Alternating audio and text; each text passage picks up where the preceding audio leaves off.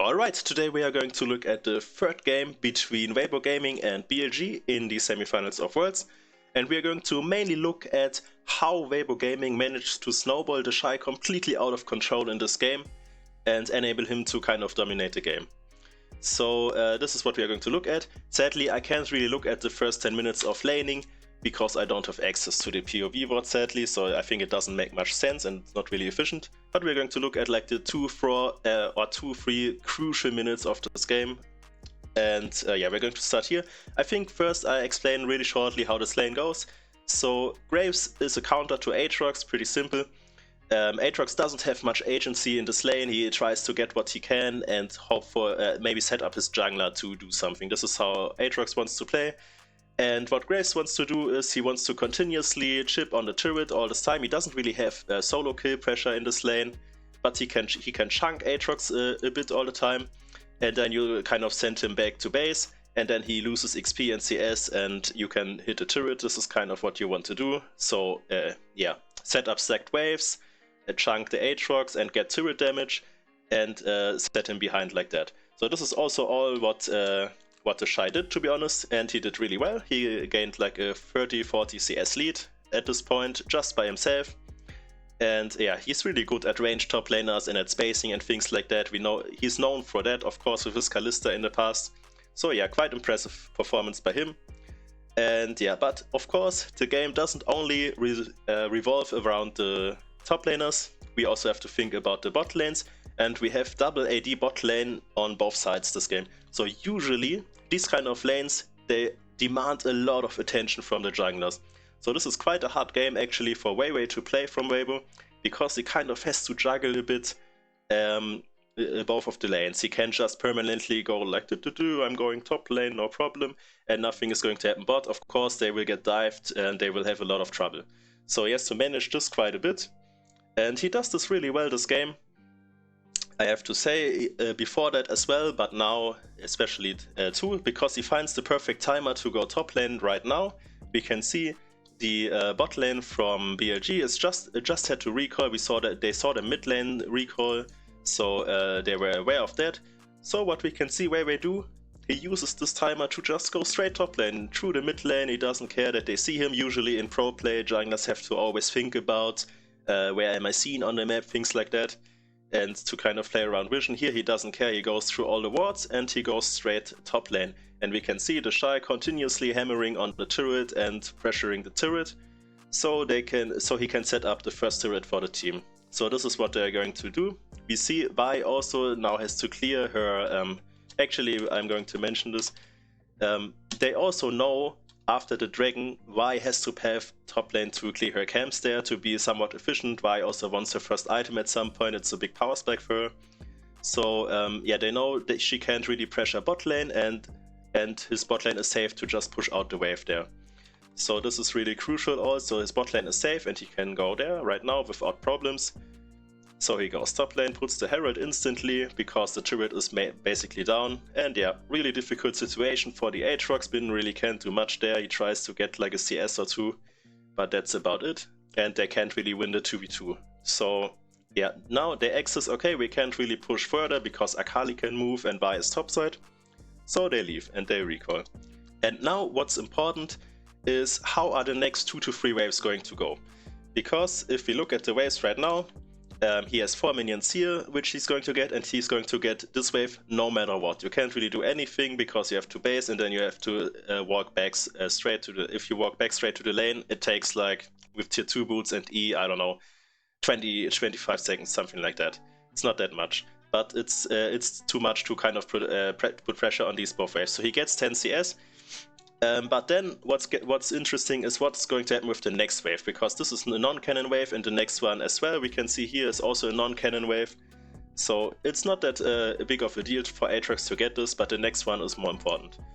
So we're going to look a bit what TheShy does here, because I watched over it one time, I thought it's really interesting. I think a lot of top laner won't think about that. Because what we can see now actually is he's moving bot lane. He's moving bot lane and not straight top lane.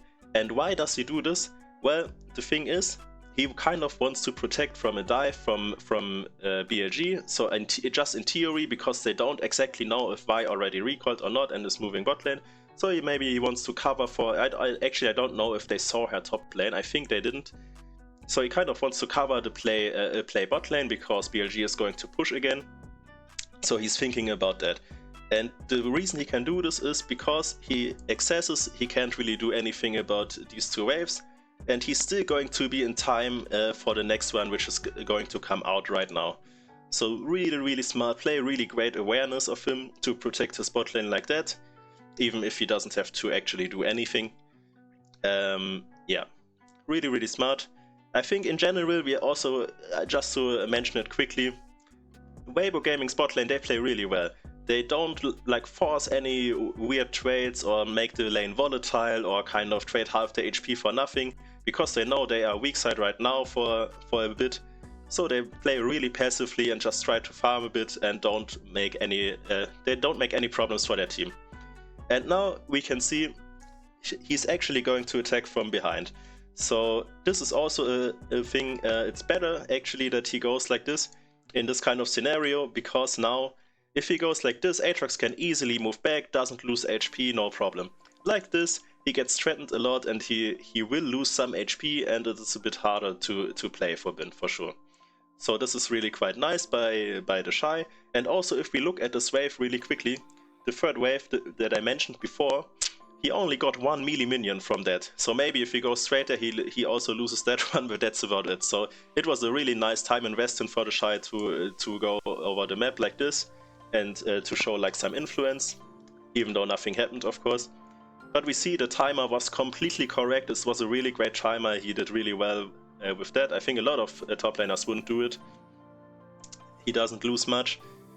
And Aatrox gets even more behind and now has to recall again. So it's such a hard game for Bin to play. He can't really do much. And yeah, because they lose the 2v2, it's also really hard for BLG to do something around that. So they always have to look around bot lane. But just as I said, the thing is, their bot lane is always, if you look at the bot, always full HP. They never lose HP, so it gets hard to just dive them. And then also they have both summoners up all the time, and also they have Syndra TP. So it's really hard. Normally you always want to make like an answer play on the other side of the map in Professional League. But Weibo Gaming plays so secure and so well in this case that it gets really hard for them to respond. So Weibo pushes the lead even more. Now to mention really quickly here, some people might wonder why is Bin just inting there and just going in.